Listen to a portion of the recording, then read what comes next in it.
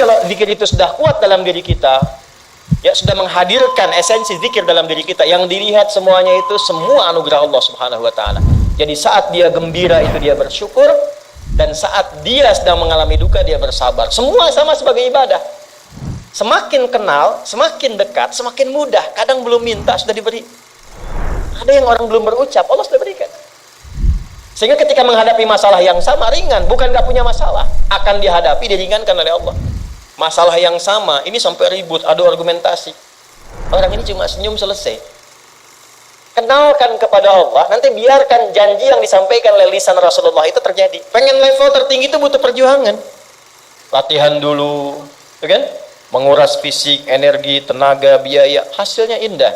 Tapi ada jalan cepat untuk mendapatkan itu. Nih aksesnya, bangun kepada Allah.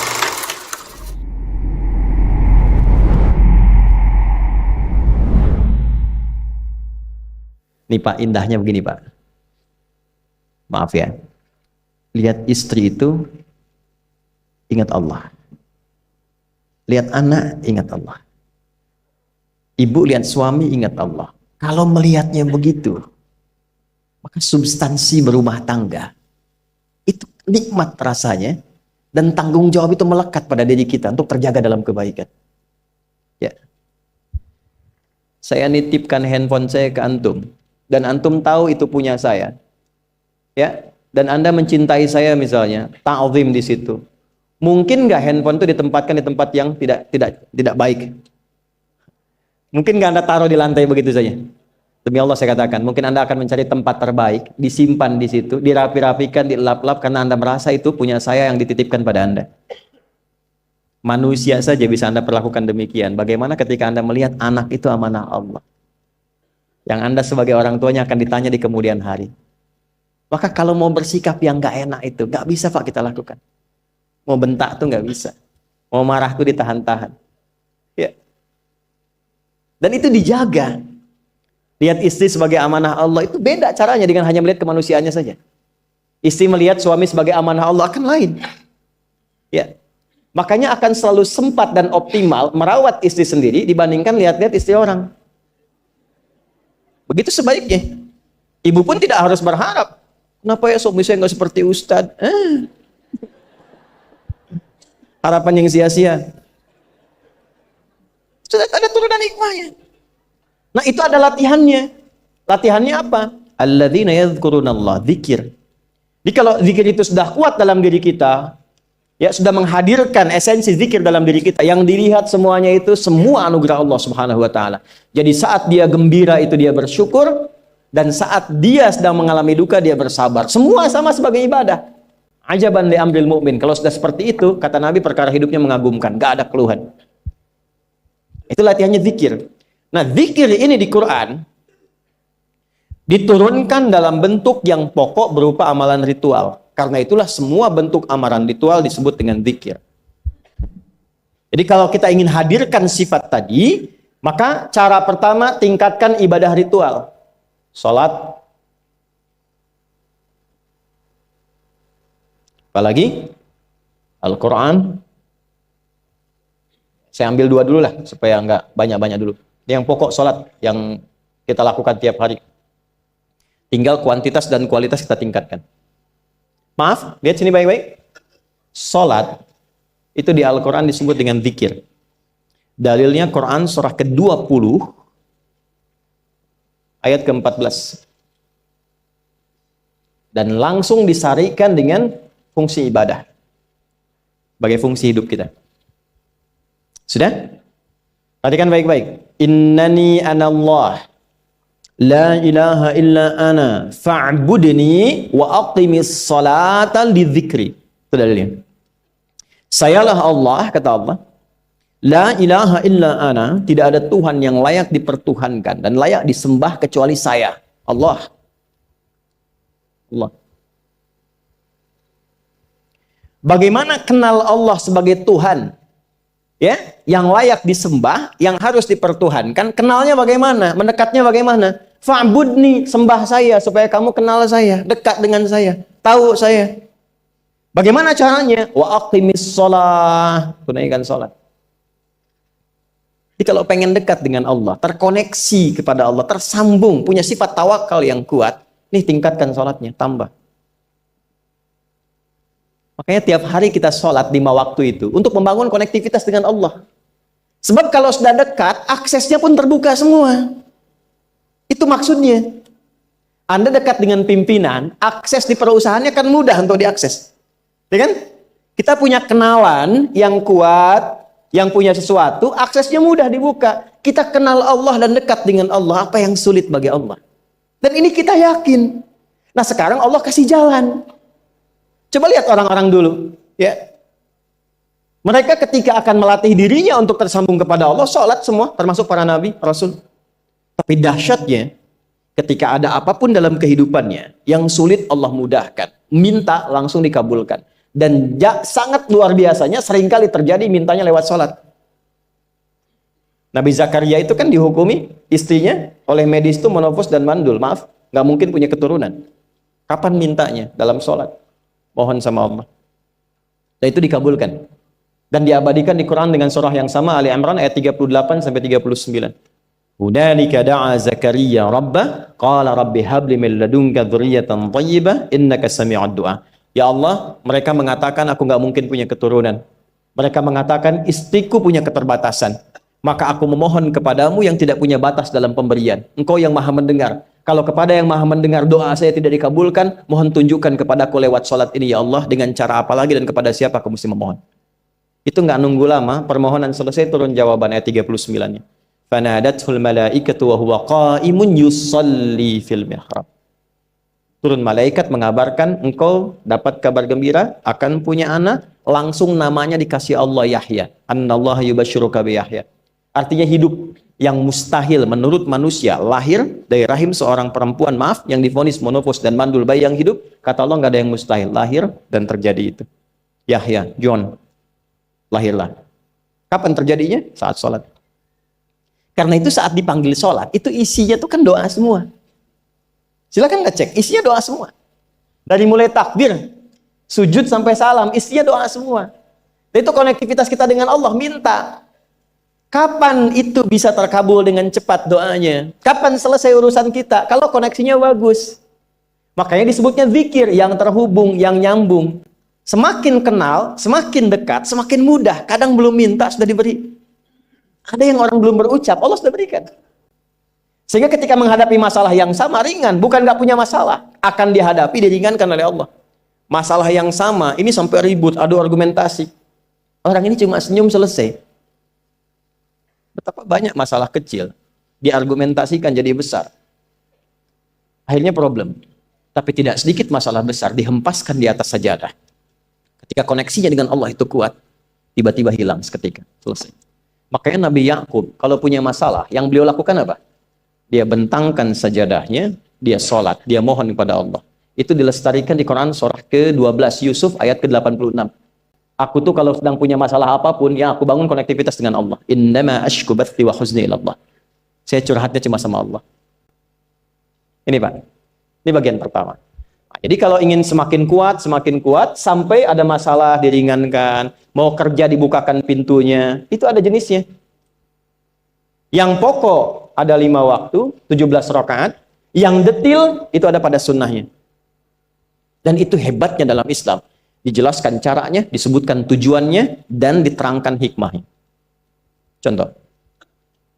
Kita sekarang jam berapa? Jam 9.20. Di waktu saat ini ada waktu sholat disebut dengan sholat duha. Duha itu dibagi 3. Ada awal duha, penguat zikir, pengganti seluruh bagian zikir di tubuh kita, yang disebut dengan syuruk. Itu kurang lebih jaraknya 1 jam setelah subuh. Jadi kalau tadi 4.45, ya 5.45 menjelang jam 6 itu masuk syuruk. Setelah itu masuk ke jam 8 sampai ke kurang jam 10 itu pertengahan duha. Pertengahan duha. Apa fungsinya? Di antaranya mempermudah rizki. Di antaranya. Bilangannya berapa? 2 sampai 4 rakaat bisa dikerjakan. Ya, dan harapannya apa? Bukan pada rizkinya. Ya, jadi jangan sampai motifnya cuma sekedar ke duniawi, kurang tepat. Kenalkan kepada Allah, nanti biarkan janji yang disampaikan oleh lisan Rasulullah itu terjadi. Ya, Jangan pada rizkinya, ini terbatas, cuman sampai situ. Tapi kalau kita minta sama Allah, dikasih jalannya tuh dari sisi yang tidak kita duga. Anda berhitung, Allah kasih hitungan. Anda tak berhitung, Allah kasih apa yang tidak pernah Anda hitung sebelumnya. Itu poinnya.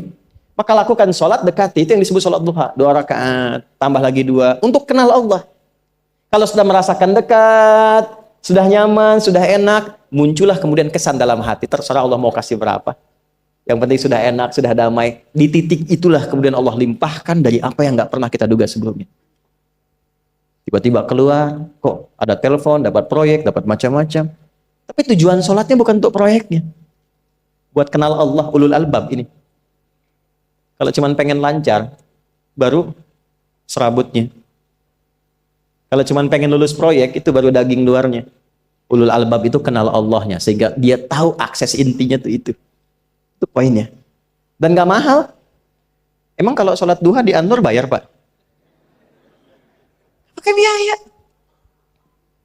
Baiknya luar biasa. Sudah? Satu. Kalau mau lagi misalnya, ini yang paling dahsyat nih. Dibimbing kita sampai ke posisi terbaik di apapun itu. Jadi ayah terbaik, ibu terbaik. Ya, jadi karyawan strategis, di militer terbaik. Terbaik tuh gini, di tempat terbaik yang memuliakan tuh makom namanya. Makanya kuburan sering disebut makam kan? Ya kan? Maksudnya apa? Maksudnya Anda selama hidup berkaryalah yang baik, ibadah yang benar, sehingga Anda wafat pun terhormat. Ya, kata makom itu pertama kali di Al-Baqarah ayat 125, makom Ibrahim. Ya. Ketika Allah sampaikan dalam Al-Qur'an, didapatkan di situ makom Ibrahim, wa idz ja'alna al-baita mathabatan lin-nasi wa amna wattakhidhu min maqami Ibrahim. Makanya kalau kita tawaf, itu dari mulai Hajar Aswad kan sampingnya dekat sekitar 5 meter ada makom Ibrahim kan? Itu tapak kaki pertama beliau meninggikan pondasi Ka'bah dan di situ diabadikan kemuliaannya sampai beliau wafat. Dikenal sampai sekarang. Ya, setelah sekian abad. Jadi kalau kita ingin terhormat dan masih dikenang sampai kapanpun, itu makom namanya. Tapi ada cara yang lebih hebat. Anda di posisi itu, lawan pun mengakui memang Anda yang pantas ada di situ. Itu namanya makom mahmuda. Makom mahmuda. Siapa yang bikin urutan 100 tokoh paling berpengaruh di dunia? Siapa? Saya tanya, yang nulis siapa namanya? 100.000? 200.000? Dia mencari langsung di Google tuh. Lambat mas, waktu habis. Michael Chart. Dia yang nulis, maaf ya. Urutan pertamanya siapa? Muhammad SAW. Yang nulis itu muslim atau bukan? Kok bisa tergerak hatinya untuk menempatkan seorang nabi muslim di tempat pertama? Saya tanya begini, kenal Abu Jahal nggak? Ya Allah, makin siang nih nggak fokus nih. Saya kira cuma di Bengkali saja yang kenal Abu Jahal, sini kenal juga. Baik, Abu Jahal itu, apakah orang ini tidak kenal Nabi? Orang ini tahu, kalau saya sebut orang ini berarti kurang bagus ya. Kalau saya sebut beliau berarti baik ya. Abu Bakar saya sebut beliau, Abu Jahal orang ini. Maksudnya Abu Jahal. Apakah orang ini tidak tahu kalau Nabi itu mulia? Nabi unggul. Nabi hebat kan? Jadi mengakui sebetulnya Nabi unggul. Dan gulat dengan Nabi itu dalam olahraga kalah. Dia tahu Nabi itu kuat. Ya. Di dalam cinta juga tahu Nabi paling unggul. Abu Jahal melamar Sayyidah Khadijah ditolak, Nabi nggak lamar, Sayyidah Khadijah minta dilamarin. Ya. Dari sejak itulah dia nggak mau tahu semua yang dari Nabi, pokoknya semua harus jelek. Walaupun dia tahu itu baik. Nggak kenal, sampai nggak menanamkan pada dirinya nggak ingin kenal kebaikan Nabi. Nggak ingin kenal pada sesuatu, itu jahlun namanya. Jadi kalau ada mbahnya yang paling bodoh, yang nggak pengen tahu, itu Abu Jahal namanya. Maka sejak saat itu orang ini disebut dengan Abu Jahal. Tapi Abu Jahal pun itu meyakini kebenaran, kekuatan Nabi, cuman karena iri saja. Gitu. Tapi dia nggak bisa nolak. Menilai seseorang di tempat terbaik yang kita nggak bisa nolak dan mengakui memang dia orang yang terbaik, itu namanya maqam mahmuda. Tahukah Anda, jalan untuk mencapai maqam mahmudah itu nggak akan mungkin kita dapatkan kecuali mendekati yang punya semua maqam, yaitu Allah Subhanahu wa taala. Dan jalannya lewat sholat. Itu lewat sholat. Tapi karena ini levelnya istimewa, tingkat tertinggi, ya prajurit pengen jadi komandan terhebat yang diakui, nggak ada orang nyoal. Di kepolisian pengen jadi pimpinan yang baik dan semua mengakui sehingga nggak ada yang nyoal. Di perusahaan pengen jadi pimpinan yang ideal, ya semua mengakui, nggak ada yang nolak. Itu maqam mahmudah. Jalannya apa? Ternyata nggak pakai uang, nggak pakai koneksi-koneksi yang tidak jelas. Koneksinya dibangun dengan Allah sehingga Allah melembutkan hati semua orang itu untuk menetapkan dia yang terbaik. Sholat. Karena levelnya tinggi, dinaikkan dari sekedar sholat fardu. Ditempatkan di waktu yang tidak biasa. Butuh pengorbanan, butuh perjuangan. Namanya tahajud. Turunlah Quran surah ke-17 ayat 79 sampai 81 itu. Quran surah 17 ayat 79 sampai 81. Ini poinnya. Wa minal laili fatahajjad bihi nafilatan laka asa ayyab'athaka rabbuka maqaman. Ini kan terjadi keanehan kan, ironinya. Anda pengen sukses, pengen tertinggi, Anda tahu Allah penentunya, Anda tahu Allah yang punya rizki, Allah punya kekuasaan, tapi Anda nggak mendekati Allah. Terus yang dipakai cara-cara salah, kenapa harus korupsi? Kenapa harus nyogok? Kalau SK-nya nggak Allah tetapkan, nggak akan turun juga. Dan sudah hukum, kalau ayah berbuat maksiat, itu anak istri pasti kena. Itu udah hukum. Makanya saya mohon deh, ya para ayah itu kalau mencari nafkah, cari yang benar. Kasihan anak Anda yang di SD. Harus berhenti sekolah. Maaf, bukan anak Anda, maksudnya anak orang lah. Kenapa harus korupsi? Maka ketika ada tawaran sogokan yang nggak bagus, tuh yang dibayangkan tuh itu bukan cuma proyek jalan dapat uang banyak, tuh anak-anak tuh bahaya. Ke sekolah disebut anak koruptor, sedih. Istri nggak sanggup keluar belanja. Tuh pikirkan, itu sudah hukum. Sudah hukum. Anak juga begitu. Kalau mau berperilaku, ingat orang tua. Sebab ketika tidak baik, orang tua pasti kena. Anak di sekolah berantem, yang dipanggil siapa? Orang tuanya. Itu selalu terikat. Di rumah tangga itu selalu begitu. Karena nafas itu terikat. Semua saling mengikat. Babnya itu jelas. Nah, balik ke sini. Kalau ingin tingkat yang tertinggi, dekati pemiliknya Allah. Ini. Makanya tuh harus punya itu. Itu ringan kalau sudah punya itu tuh Allah. Saya punya Allah. Kita mau apa? Takut hidup. Nabi ditodong pakai pedang. Siapa yang menyelamatkan Muhammad sekarang? Ringan Nabi jawab, Allah. Jatuh pedang. Dibalik, kamu siapa yang menyelamatkan kamu? Bingung. Dan punya Allah itu luar biasa. Nah, ini yang harus tanamkan pada jiwa. Punya Allah sebagai Tuhan. Kalau sudah dekat, kenal, baik dengan itu, akses mudah semua. Dan yang paling indah itu apa? Menerima apa yang Allah tetapkan. Hari ini nggak dapat, alhamdulillah. Saya masih dikasih jalan. Alhamdulillah, besok belum dapat. Ada akumulasi, paham. Paham. Nah, itu nggak mungkin bisa dapat rasa itu. Salah satunya, ikhtiarnya apa? Nih, tahajud. Dan hebatnya, kenapa sholatnya disebut tahajud? Tidak disebut sholat hajat. Ada hajat, ada tahajud, beda. Hajatun, hajada, hajadun, ada tahajjada ya tahajjud, tahajud. Beda. Tahajud, di situ aja. Ini sengaja nggak saya hapus nih. Mana staf saya? Oh, foto nih ya. Saya hafal insya Allah. Tahajud. Asalnya dari kata hajada, begini, ha, jim, dal. Ditambah ta di depannya, lalu ada tasydid sebelum akhirnya. Nih. Ini akarnya 3 huruf, ha, jim, dal. Hajada itu asalnya bangun dari tidur malam. Tidur dulu, lalu bangun setelah itu. Itu hajada. Pelan-pelan. Paham sampai sini? Kita teruskan. Kalau kita ingin berusaha untuk bangun, mengoptimalkan diri untuk bangun, maka tambahkan tak di depannya. berusaha untuk mendapatkan atau mencapai sesuatu. Kalau yang kita akan lakukan itu tidak mudah, nggak gampang bangunnya, sehingga butuh rencana, butuh persiapan, ya kan? Maka tambahkan tasydid sebelum huruf akhirnya. Dari kata syiddah, apa yang mau dikerjakan ini nggak mudah.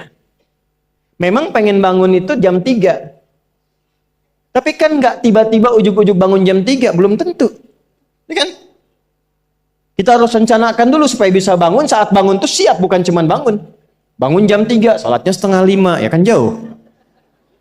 Maka untuk bangun jam 3 itu butuh persiapan, nih syiddah. Maka rencanakan, pasang alarm 3 kali. Misal yang ikhtiarnya jam 2, jam 2.15, jam 2.30. Alarm jam 2 untuk mematikan alarm yang kedua. Gitu kan? Yakin saya Anda kalau pasang alarm malam tuh nggak satu, yakin? Bangun, ceklek, mati. Minimal ingat akan ada alarm berikutnya kan? Itu tak. Allah itu sudah tahu modus-modus kita itu. Karena alim maha mengetahui. Detailnya kan kita lakukan kan Allah sudah tahu. Alarm yang kedua membangun kesadaran paripurna. Peringatan kedua. Kalau pengen bangun, enggak tertidur. Maka ketika sampai pada alarm ketiga, sudah sadar kita. Oh. Papa Bu, alhamdulillah. Lebih baik telat daripada enggak sama sekali. Bangun. Ini. Kalau kita tarik ke implementasi hidup, pengen level tertinggi itu butuh perjuangan. Latihan dulu, kan? Menguras fisik, energi, tenaga, biaya. Hasilnya indah. Tapi ada jalan cepat untuk mendapatkan itu. Nih aksesnya bangun kepada Allah. Gitu. Kalau kita tingkatkan ini, itu luar biasa. Jadi itu. Jadi. Nah, kalau ini terus ditingkatkan, terus tingkatkan, nanti membangun value yang terasa. Ada nilai-nilai yang terasakan, kita merasa lebih dekat dengan Allah. Yang biasanya tadi dipanggil azan baru ingat sekarang, baru selesai subuh udah ingat isya. Nanti isya bagaimana, gitu kan, urutkan. Tapi tetap zuhur juga, zuhur, asar, maghrib, isya. Waktunya kenal, jam berapa. Bahkan dipetakan, saya nanti akan ke sini, masjid yang terdekat di situ. Jadi lihat peta itu, ya lihat peta jalan, saya nggak sebut nama supaya nggak endorse. Itu lihat peta jalan, itu dia petakan, saya akan sampai di situ jam berapa, durasinya berapa, masjidnya di mana. Kalau tertinggal di situ, di sini saya sholat Jumatnya. Sampai ke situ. Nah, value yang membuat kita semakin meningkat dekat dengan Allah, itu takwa namanya. Takwa. Disebutkan sebanyak 240 kali dalam Al-Quran. Nah, intinya itu ini nih. Jiwa takwanya. Kalau ini sudah ada, Allahu Akbar.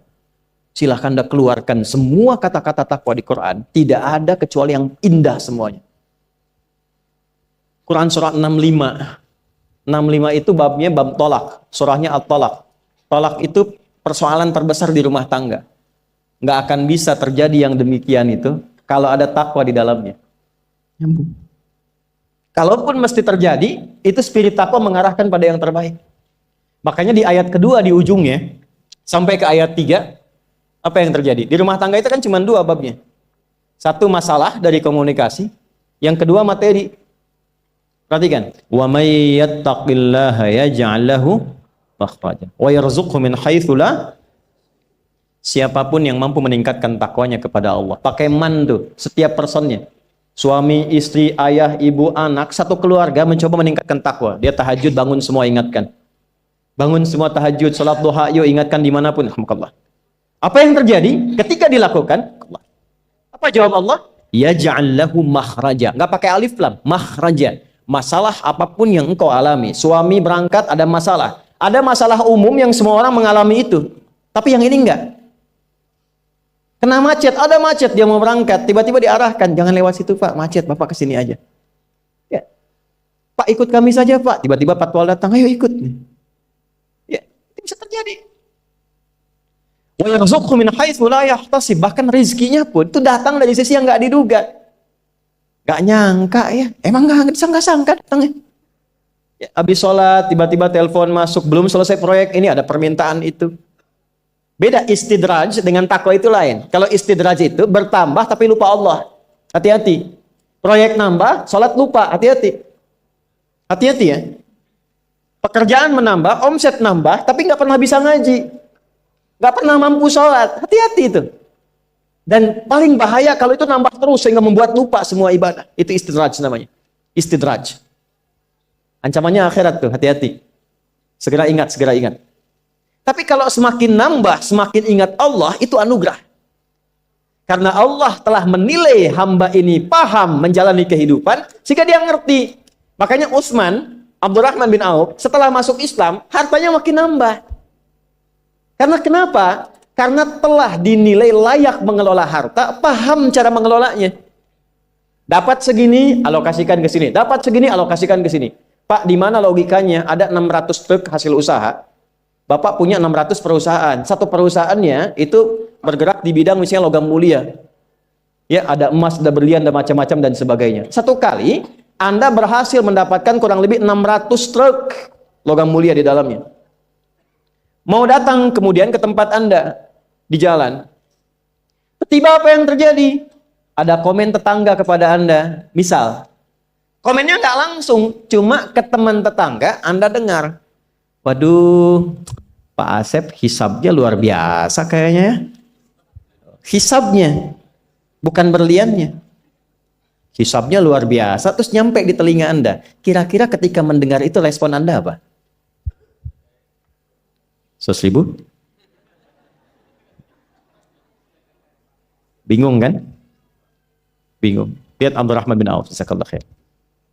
Datang 600 kafilah pakai unta. Isinya semua emas, berlian, perak, macam-macam. Heboh Madinah, bum bum bum bum bum bum bum. Tiba-tiba Sayyidah Aisyah komen radhiyallahu taala anha. Beliau kan yang terdekat dengan Nabi, satu istri Nabi SAW. Jadi kalau sudah ring satu Nabi, ada yang komen, kita tuh cuma 3 sikapnya. Like, share, and subscribe. Gak usah ikut komen lagi. Sukai, share, subscribe. Ikuti jalannya. Apa komennya? Secara singkat, kama qalat. Aku pernah mendengar Nabi SAW mengatakan, Abdurrahman bin Auf itu agak lambat hisabnya. Ya, selamat-lambatnya cepat juga dibanding kita kan? Ya? Maksudnya apa? Ingin menggambarkan betapa banyak kekayaannya. Scan, checklist, semua. Ketika mendengar komen itu, apa kata Abdurrahman bin Auf? Saya jadikan semua yang baru datang itu saya sedekahkan semua untuk orang Madinah. Supaya mempercepat hisabnya itu. Saya sedekahkan semua. Bisa nggak begitu?